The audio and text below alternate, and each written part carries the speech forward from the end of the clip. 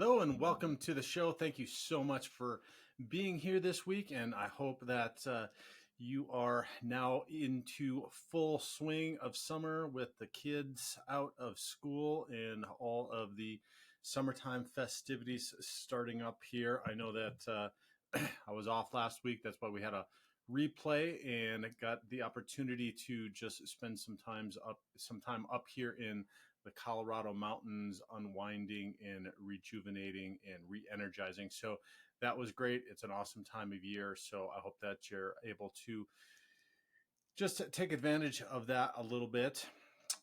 We today are going to be chatting about handling bad mouthing and lies. I'm calling it a divorced dad's guide to handling bad mouthing and lies. Unfortunately, this just continues to be a topic that comes up in our group meetings. Just got off a couple of calls with guys this morning, and it's an issue we're talking about and strategizing on how to handle with their ex or soon to be exes. And it's just unfortunately seems to be something that is prevalent. I'm just going to say, before I get into it, let us just welcome the new members of the Divorced Advocate community.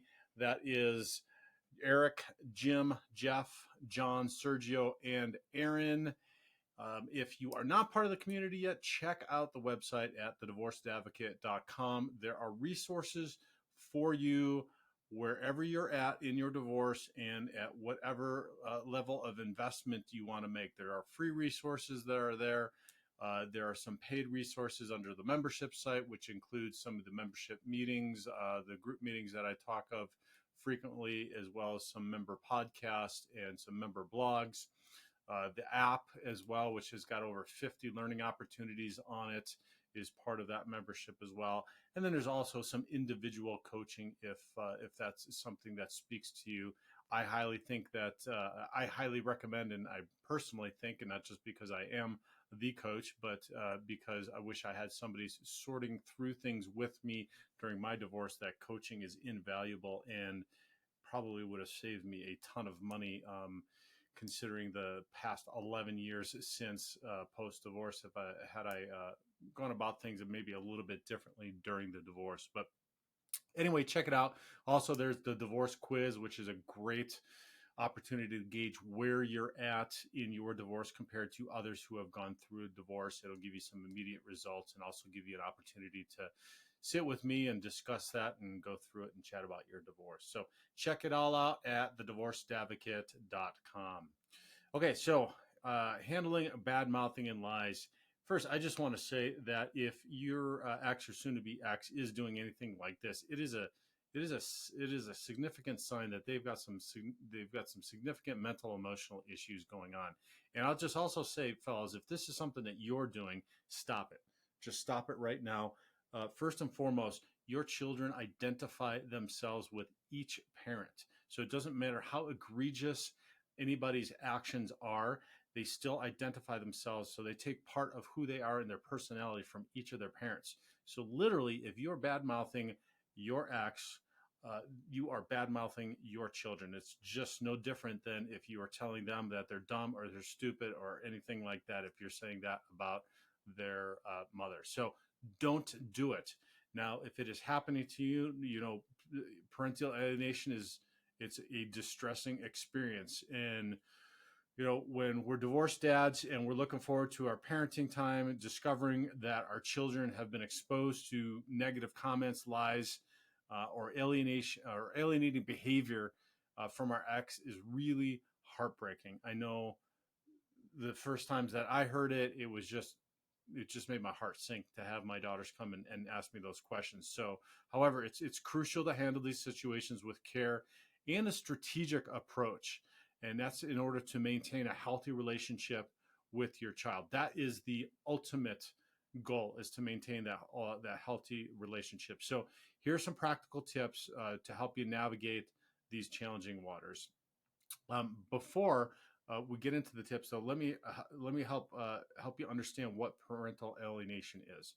Parental alienation occurs when one parent deliberately attempts to distance the child from the other parent through negative remarks, lies, or manipulation. This behavior can damage the child's perception of the targeted parent and strain the relationship. So, some of the signs of alienation are unjustified anger or hostility from your child, repetition of negative statements made by the other parent. That would look like, particularly in younger children, them saying stuff that they would otherwise have no idea, or wouldn't come out of a child's mouth, or wouldn't be appropriate, age appropriate for a child to say. Another is reluctance or refusal to spend time with you, particularly if this just happened out of the blue. Now, kids transitioning and saying things like, "Oh, I miss mommy," or "I miss daddy," is pretty common, and that's actually healthy and that's understandable. But if they're reluctant or they're just flat out refusing to spend time, then that is definitely a sign to pay attention to. The next one is sudden changes in behavior or attitude towards you. And let me make a caveat with that, since I have teenagers, is that that doesn't mean just them being distant like some teenagers can be, or having attitude like some teenagers can have. That is just serious changes in their behavior, how they speak to you, how they act with you, what their attitude is towards you. So it's not just this fluctuation of maybe hormones or them showing up as teenagers. It's really consistent, and it is targeted at you, and maybe not necessarily happening in both households. So pay attention to those. Those are some telltale signs that there is something going on. And here's the thing, fellas, that you need to make sure to get in front of this. It is absolutely critical to get in front of this and pay attention to when these things are happening. And I would say, even if you are being maybe overly sensitive to this, that is okay. Pay attention and make sure, because once this starts to happen, and once this gets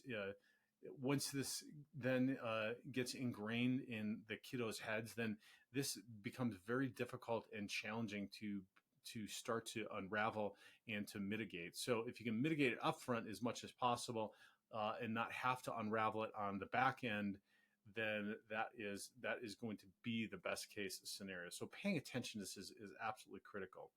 So how do you respond to negative and comments and lies? And so when your child comes to you with negative comments or lies that you've heard from their mother, it's vital, first and foremost, it's vital to respond calmly and constructively.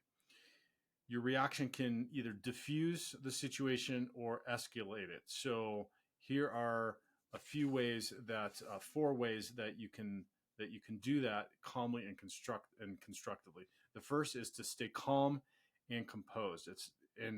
This is a hard one. It's absolutely natural to feel hurt or angry when you start to hear some of this stuff come out of your kiddos' mouths, because it just cuts right to the core of who you are, and it made my heart hurt. But reacting emotionally will only exacerbate the problem. So whatever tools you have, take a deep breath, count to 10, step away, make a phone call, whatever it might be, do that so that you can approach the conversation with a calm demeanor. So here's the other thing is you are modeling for your kiddos that you can handle situations and be a stable and reliable figure for them. So what you want in doing this, and by staying calm and composed, what you're doing is you're making sure to create a space that is safe for them to come and talk to you about this stuff, because you do want them telling you and talking to you about how they feel and what they think, even if it is coming in the form of maybe an outburst or an accusation or something like that. That is actually a positive. And I know it's hard to look at like that, but I had a therapist tell me this once, that if they are acting out with you, that means that they feel safe enough to express themselves in that way. And while you might think it's not a positive that they're acting out, it is them acting out their feelings and their emotions. While they don't have the maturity that we do in how to handle those, they do know that it's safe for them to do that, because if it wasn't safe, they'd be hiding it and they'd be repressing it. So But staying calm and composed is going to continue to create that environment for them to feel safe in doing that, and it's also going to model for them that you're stable and that you're a reliable figure. The second is avoid bad mouthing the other parent. So I'll just reiterate that regardless of what's been said to you, resist the urge to speak negatively about your ex. It's only going to create more tension and confusion for your child. Instead, focus on providing reassurance and clarity. Now, this is not to say that you can't talk about a behavior. So, one of the things that I'll coach when guys are experiencing this and that I've had to utilize, and I have to utilize it just about every week, is, hey, I'm sorry that your mom is sharing that, or I'm sorry that your mom is doing that. You can address a behavior. So if the behavior is that she's saying something about you, you can say, I'm sorry your mother is sharing something like that with you that's not appropriate, and I just want you to know that that may not be true, or I love you, or whatever the situation might be. So it is okay to address the behavior, just avoid bad mouthing the other parent. Okay, don't say things that's stupid, they're stupid, she's a whatever, anything like that, because then you are bad mouthing them, you're not addressing a behavior. The next one, gently correct misinformation. I just alluded to that. If your child repeats lies or misconceptions, calmly provide the correct information without criticizing the other parent. So that's exactly what I'm talking about. So if they say something like, oh, mommy says you stole the house, you can say something to the effect that, hey, I'm really sorry that mommy's discussing that with you. That's not appropriate for you to be discussing with you, but I promise you, I have not stolen the house. And depending upon the age, if you want to get into it, if they're older and you want to talk about it, you can talk about whatever those lies and misconceptions are and work through it. But if they're younger, you can say that's something that is for adults to discuss, and when you're a little bit older, we can talk about that more. Another example is if they say, mom says you don't love me, you can just respond with, I'm sorry that you feel that way, but I love you very much and I always will. And that's just short and sweet, and it lets you know that you love them. It reassures them and provides that environment for them without you getting upset or angry or exacerbated. Number 4, encourage open communication. Again, this is what we're wanting to do. And I know this is hard, but if you can reframe this in your mind as an opportunity to have a difficult and challenging time or conversation with your kiddo and model for them that you can do that and still have open communication, and then utilize this as an opportunity to grow your intimacy and your relationship with your kid, that's absolutely it's absolutely amazing. So create that safe space for your child to express these feelings and concerns, and let them know it's okay to talk and what they've heard and how it makes them feel. Active listening and empathy can go a long way in building trust with them. So part of this is you continue to build trust while you are going through this divorce process.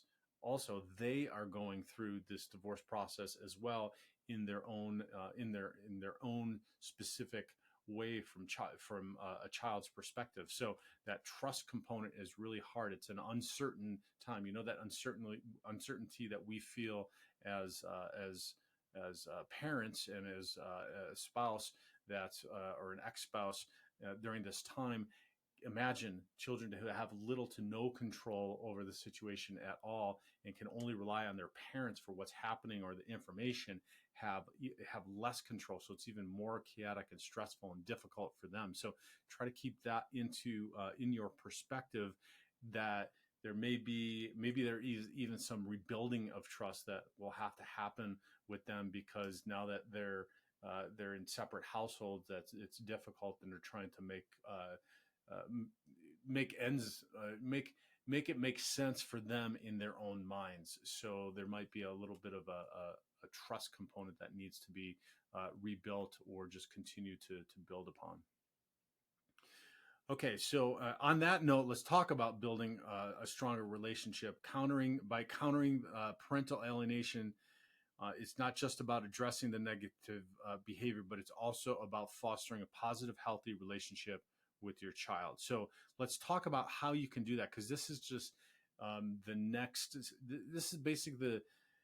I don't want to say it's not really the flip side, but it's the next part of this, because one of it is responding to those negative comments and lies, but the next is utilizing it, like I said, as an opportunity to build a stronger relationship. So how can you actually do that? So here's three ways. The first is making sure to spend quality time together. Make the most of your parenting time by engaging in activities that your child enjoys, whether it's playing sports, reading together, exploring new hobbies. These moments can create lasting positive memories. So if you've listened to many of my episodes, particularly some of the early ones, I talk about, or if you've gone through the Dad's Guides for Divorce, you hear me talk about how this helped me to focus in on being a better dad. And it was very difficult and challenging for me. I never anticipated, expected, or wanted to be a dad 50% of the time, or at least actively 50% of the time. Obviously, I'm always their father, but have them be around and be with me 50% of the time. So it was very, very critical for me that I got focused on being a present, an open, uh, and available father for them on the time that I did have them. So that meant doing things, creating opportunities for us to do lots of different stuff, travel and to camp and to experience new things, come up with new things, also create. We're going to talk about routines, etc. Coming up here in the third tip, but creating routines and traditions and stuff like that. So make sure to, when you do have that time with them, make sure that it is quality time. Number two is show consistent love and support. This is one of the things that you as a father it is invaluable in providing them, is consistency in routines and traditions. That's going to be number three, is maintain routines and traditions. This is the way that fathers traditionally show up. We are consistent, and that is key in reassuring them of our love and our commitment, and regularly expressing this through affection and support through like words and actions is also important too. Small gestures, leaving a note in their lunchbox or attending their school events also makes a huge difference. For me, I always wake up, at least recently, like we've had lots of stuff that I consistently do, but recently when we get up, I always hug them and wake them when they wake up. And the first thing that I see in the morning is I give them a hug. And then always before bed, I always, even now that my daughters are teens, most nights I try to, uh, if I can stay awake long enough, I'm usually in bed before them, but if I can kiss them goodnight or tuck them in or say goodnight, or we have a routine before bed, even if I do turn into bed before they do, of prayers and gratitude. So create those consistent ways to show your love and support with them. And the next is maintain routines and tradition. Establishing routines and traditions provides a sense of stability and normalcy for your child, which is absolutely huge and critical right now during this process. So you have the opportunity now, whether you like it or not, that your life is going to change. It's going to be completely different than what it was during family life when you were all together. This just the reality of the situation. So take it as an opportunity to start creating some of those new routines and traditions, how you want them to look in your house. It can be yours, it can be new. You can include the kids in them and talk with them about them, but start to do that. And so, that can look like a weekly movie night. That's something that we do on transitions when they come back. I highly recommend this. This is something I learned through Love and Logic classes, which is that transition time. Find something that's fun and interesting that they like to do on that day, and then have that be a regular tradition. Sometimes I've heard guys talk about going to the park and having a park visit or a picnic. We did pizza and movie night on our transition nights. So find something that just helps them ease into that, but make it a routine and make it a tradition. And what this is going to do, it's going to then again help become a source of comfort and connection for you, something that they are able to grasp onto in a difficult and challenging time. It makes them feel good, and they know that it's going to be happening every single time, so no matter what. And start doing more and more of this stuff, and I highly recommend it in all areas of life, in all of your daily routines, etc. Find time to spend to sit down and have at least a meal together, if not breakfast and dinner together, so that you have that time. Create those routines in maybe in maybe how you prepare the meal, and how you sit down and you spend time together, how you do homework, or after work, or after work and school homework routines, after school routines, stuff like that. When you're going to do shower or bath nights or whatever those are, create those that will all lead to helping them to feel more comfort, more connection, knowing that there's stability in there. That is what you are there to provide as their dad. Okay, and then I do want to just add in here that if two other points in if if the parental alienation persists or escalates, it might be necessary to seek professional help. Therapists, counselors, and legal professionals can provide guidance and support in addressing the issue. And family therapy can also facilitate open communication and healing for all the parties involved. So you can consider family counseling.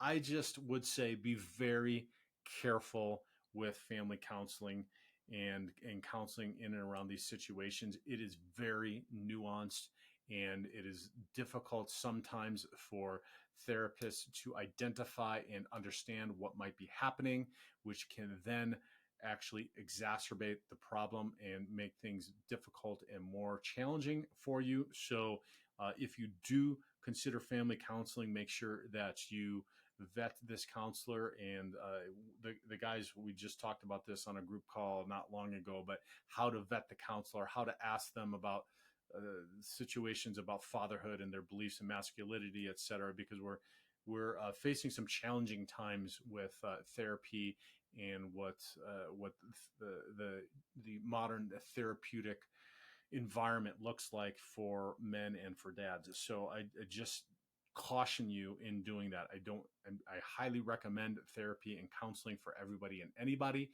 However, you need to be very careful and cautious in getting into it. The next part is if you have to consult a legal professional. If alienation tactics are severely impacting your relationship with your child, like your parenting time is being restricted, etc., consult an attorney. They can advise you what your rights and potential legal actions are to protect your parenting time in a relationship. But and if you have to do this upfront, sometimes, and I've seen this happen, and every situation is different, but it can be a strategy. If the ex is somebody that just needs somebody to tell them that they need to stay in line, and that is an attorney or a court, it is well worth doing that early in this process, so that you do not run into somebody that is going to be continually making things difficult and continuing that alienation over a long period of time. Like I said, getting in front of this is absolutely positively critical. And sometimes it might be upfront, hiring an attorney, going to court, and dealing with this. Now, the courts are not really structured to deal with this. They hate the term parental alienation. It's incredibly difficult to prove, but sometimes it is just beneficial putting your ex on notice that you're not just going to let this happen. So, all right, that's a lot of information. It went a little bit longer than I thought. I thought it was going to be a little bit short and sweet, but again, it's been something that's been coming up, and dealing with the alienation is undoubtedly a challenge. But if you can have some patience, empathy, and definitely a proactive approach, you can navigate the difficulties, maintain calm, have a positive demeanor, correct misinformation with care, consistently show your love and support. And by doing so, you can strengthen your relationship with your child. And just remember, if you have to, seek professional help as an option if things get overwhelming. But just know your dedication and resilience as a father are crucial in overcoming these obstacles and fostering a loving, healthy relationship with your kiddos. Thank you so much for listening. I sincerely appreciate it. I hope that you found some value in this information. If you did, please share it far and wide, giving us a star rating on whatever podcast platform you're listening to, or stopping and giving us a comment if you're watching or listening somewhere goes a long way in other guys finding, other dads finding this podcast and this information and getting them the help that they need. Thank you so much. Have a great week and God bless.